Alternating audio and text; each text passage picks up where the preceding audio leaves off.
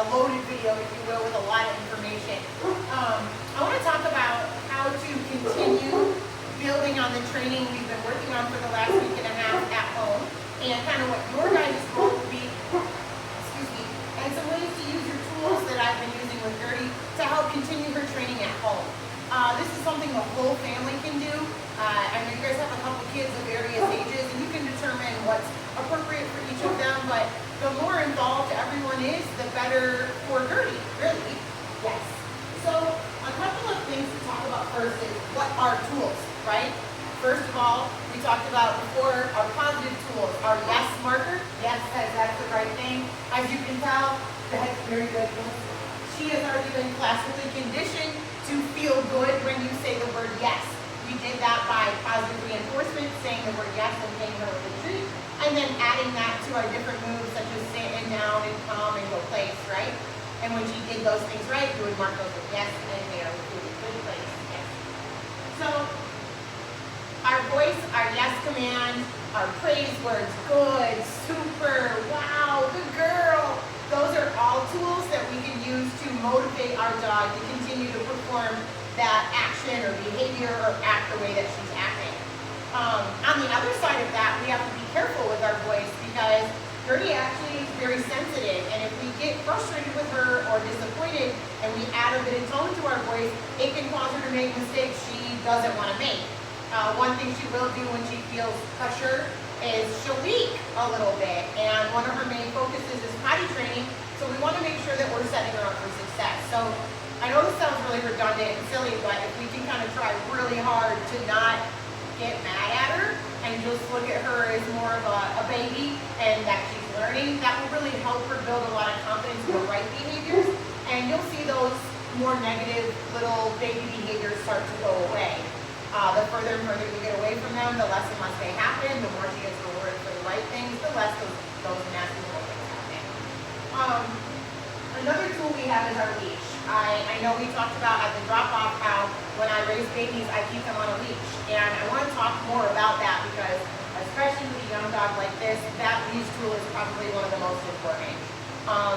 I don't necessarily hold the leash all the time. I'm not walking around with a puppy on a leash 24/7. That's not realistic. But I do have a leash like this on my dog at all times. Good girl. That you shouldn't be chewing on. Get back. Good girl. I do have a leash on my dog at all times. That way I can give her feedback when I need it and give her guidance. Something I want you guys to really try really hard to do is to not repeat yourself without giving her some help or some guidance or some feedback.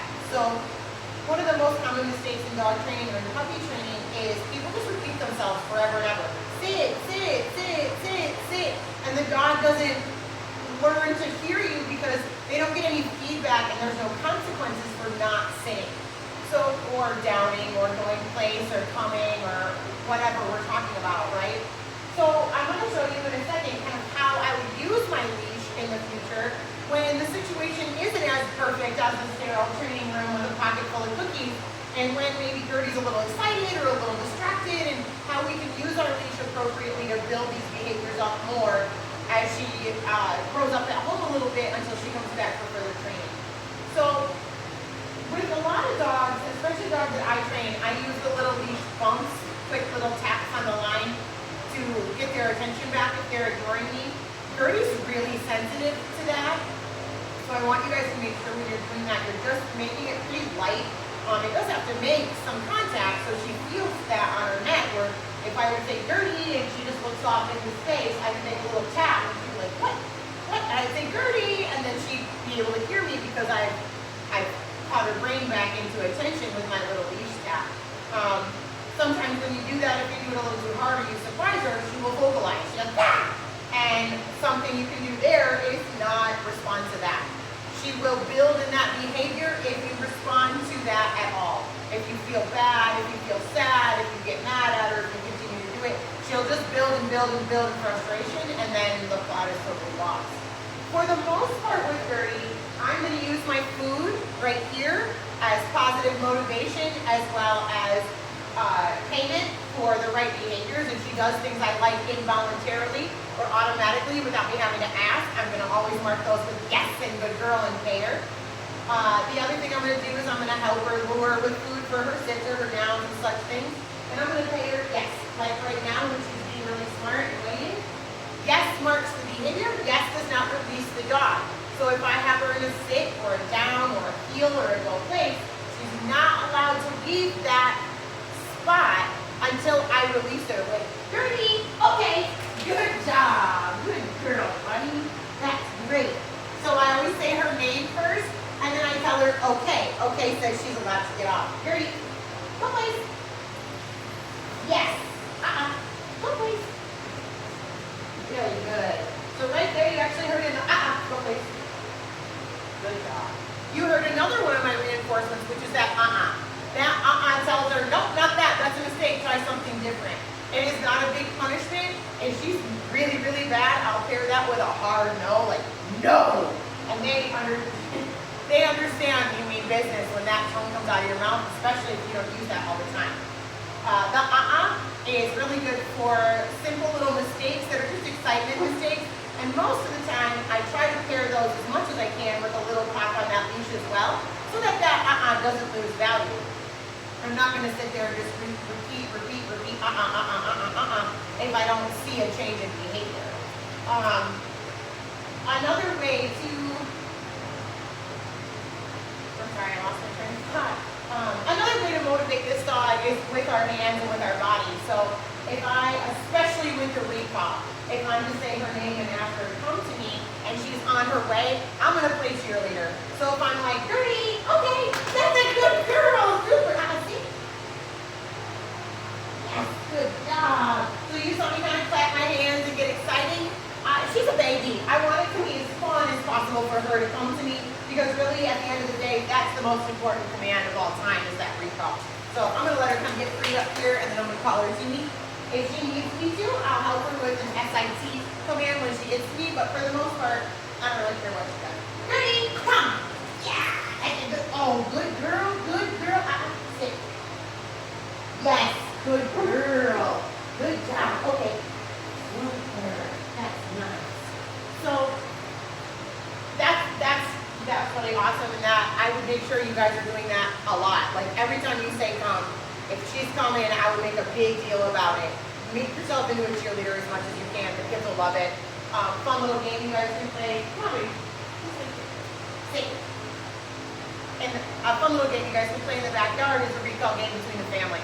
Have everyone have a pocket full of hot dogs, say her name, call her, get really exciting, pay her when she comes to you. The more she hears that word and it makes it feel good to come to you, the more reliable that recall will come in the future, and the less you're going to have to use pressure as she gets older to make her come to you reliably. I want to show you guys kind of how I use my leash, like I talked about earlier in the video, to help reduce some of her moves without popping on the collar. So one of those moves is the down. And I'm not going to tell her 5 times to lay down. I'm going to tell her once. And if she needs a little help, I'm going to help her. And a couple ways you can do that is by luring her down with the food, or you can use your leash and just gently pull her to the ground. And I'm not saying like smash her on the ground, okay? I'm talking gently put some pressure on her collar and help her lay down. So it literally looks like this. Down. Yes. Good job. There you go. When she's down, I'm calm because it's a calm behavior. Down. Good girl. Down. Good girl. Okay. Good job. So I'm not sure. Come on, baby. Good job. Good job. I'm not sure if you guys could really see that from far away with the video, but I'm doing the best I can. I'm going to show you that again, and you saw both ways. So I used a little pressure to help her down just to show you. You can see it. Yes. And I also made a little pop on her collar when she got up before I released her with the okay. So, Gertie, down. She didn't do it, right? I'm going to help her. Down. Good girl. Down. Down. Down. Yes, good girl. So right there, down. Good. Right there, I helped her with my food a little bit. She's a baby. She needs some help. And probably the down is most likely the hardest one for a baby. baby to do on command without any assistance. Okay. Super job. Very good, very good, very good. But I like to give them the feedback and also some help. I'm not a bully, but I will teach them like, no, not that, but I'll help you. Ready? Down. Yes. Good job. Good job. Good down. Yes. Good. Down. Good girl. Yes. Okay. Good job. Good job. So, Gertie's a little too young just yet to learn any kind of official stay. You might get a couple like fluke stays here and there when she's this young, but realistically, her little attention span is so short that she'll forget you told her. For stay, we more use the go place like you saw at the beginning of the video. Yes, good sit, baby. That gives her a stationary object to be on and an objective to hold. So I don't necessarily need her to stay forever and ever and ever from a distance. I just need her to show me that she can hold a position for a long time without help. That's a good girl. Okay. Good job. Come on, Sissy. Gertie. Down. Good. Down. Yes, down. Oh, that's a hard one. Okay. Good job. So that time about 5 pieces of food fell out of my pocket. That was a big distraction, wasn't it? Good girl. Okay. Good job. Good job. Come here. Sit. Yes. Good girl. Good sit. Another thing to talk about with this sweet girl is the jumping, right? She doodles little dogs like this. They are known for jumping. So the more you guys practice that sit, especially with your little people, the more you can use that sit to call on it before she jumps. If she does jump up, you've seen me do it a few times on this video. I just give her a quick and ask her to sit for me instead. Once she's sitting quietly, then I can go, or down, I don't mind, I can go down and pet her. If you notice too, when I pet her, I go under her chin, onto her chest, and then maybe the side of her head. But going over the top of a dog like this is really weird, and it's really kind of mean. Good girl, good girl. So I try to like coach my kids too. Don't pet her over the head as much as you can. Start under their chin so they know you're coming. That's a girl. And you can pet her on the side. Very good. Okay. Last thing to talk about here is the go place command. And this is going to be really, really, really important for you guys. Gertie, go place. Super. This gives you a place to put her where she can be out with the family and interacting, but she's not running around crazy. At this time, with her potty training, she does really, really well if you keep her on a crate rotate schedule. She's about an every 4-hour dog. Excuse me, she's been sleeping through the night, which is fantastic. But one thing she does do is when you get to where you think she's really solid, you give her a little bit of freedom, she will sneak around the corner and go poop. So in an effort to mitigate that, I've been having her spend a lot more time on her go place bed. And when she has a hard time staying there, she gets kind of frustrated, you know she has to go poop. So at this time, good place. With the potty training, with the training in the house, with all the things happening, she is either in her crate, on a leash, attached to a person, on a leash under the very watchful eye of a person, or more than one person, or on her place bed, or outside. I would not give this dog free roam of the house at all until she stops making mistakes.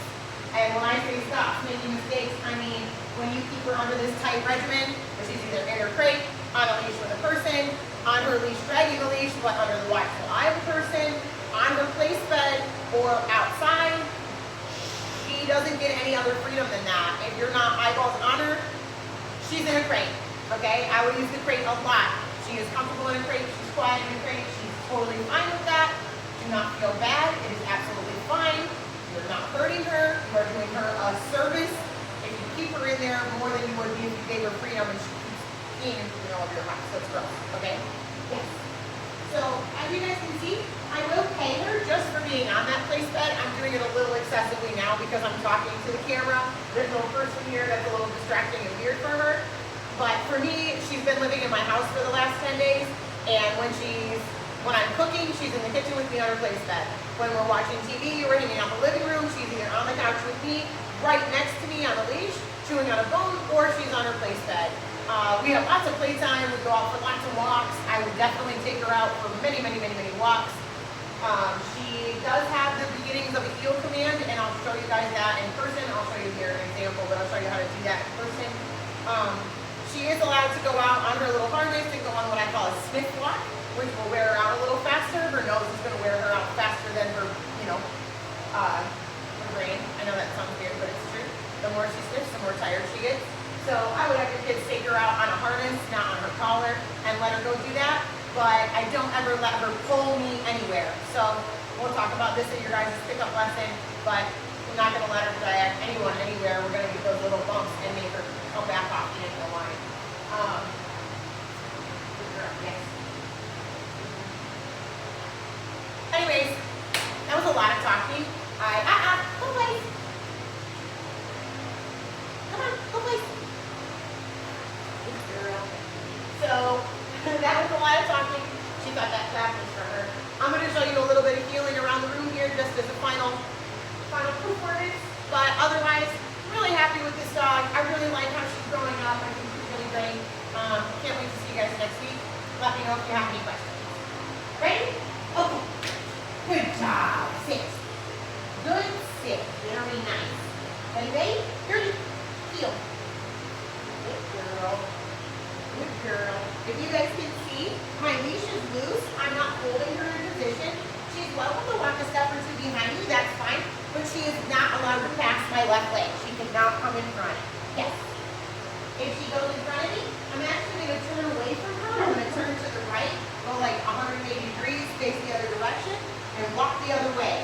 If my leash gets tight, I'm going to make a quick pop, pop, pop, until she gets up next to me, and then I'll praise her up when she gets there. That's a good girl, Gertie. Good job. So right here, come on, come on. She got a little distracted with the food on the floor. I made a little pop, come on, and off we go. That's a dog, that's great. And when I stop, yes, I'll give her a second and let her have a chance to sit on her own. If she does, I mark that with yes. If she doesn't, I'll ask her to sit. Pretty, heel. Good girl, heel, Gertie. Yeah. Good girl, come on.